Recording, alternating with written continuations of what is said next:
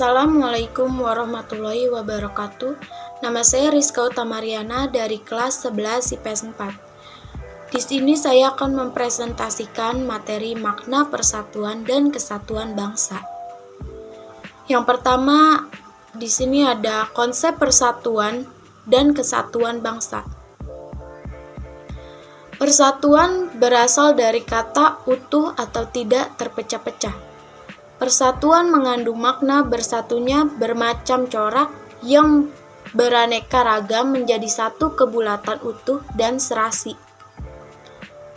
Konsep kesatuan yang kita anut meliputi aspek amaliyah atau konsep kewilayahan dan aspek sosial, politik, sosial budaya, ekonomi, serta pertahanan dan keamanan. Kebulatan tersebut sesuai dengan politik kewilayahan yang kita anut, yaitu wawasan Nusantara. Apa sih wawasan Nusantara itu? Wawasan Nusantara adalah cara pandang dan sikap bangsa Indonesia mengenai diri serta lingkungannya berdasarkan Pancasila dan Undang-Undang Dasar 1945. Pelaksanaan wawasan Nusantara mengedepankan kesatuan wilayah dan menghargai kebinekaan untuk mencapai tujuan nasional.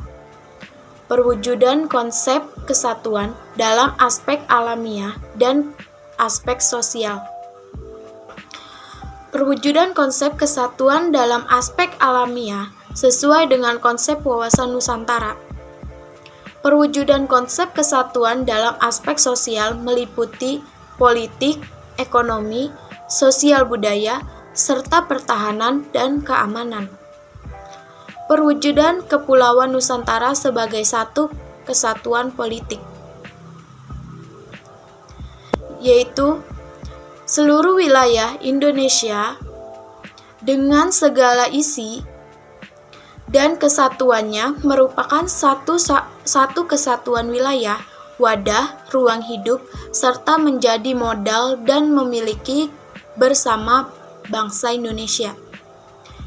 Yang kedua, Indonesia yang terdiri dari berbagai suku dengan berbagai bahasa daerah memeluk dan meyakini agama dan kepercayaannya terhadap Tuhan Yang Maha Esa harus merupakan satu kesatuan bangsa yang bulat dalam arti seluas-luasnya. Yang ketiga, secara psikologi, bangsa Indonesia harus merasa satu, senasib, sepenanggungan, sebangsa dan setanah air, serta memiliki satu tekad dalam mencapai cita-cita bangsa. Yang keempat, Pancasila sebagai satu-satunya falsafah serta ideologi bangsa dan negara yang melandasi, membimbing, dan mengarahkan bangsa menuju tujuan nasional negara.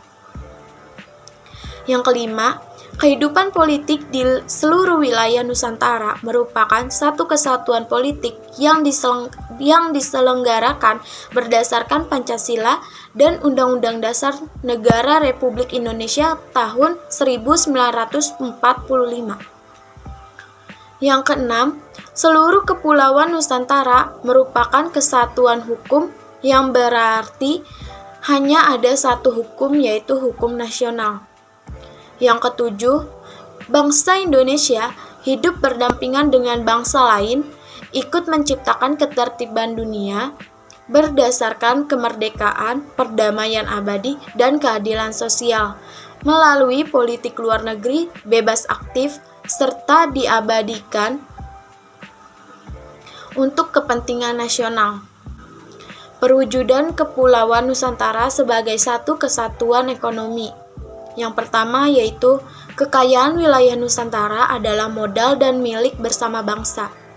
Yang kedua, tingkat perkembangan ekonomi harus serasi dan seimbang di seluruh daerah tanpa meninggalkan ciri khas yang dimiliki daerah dalam mengembangkan ekonomi.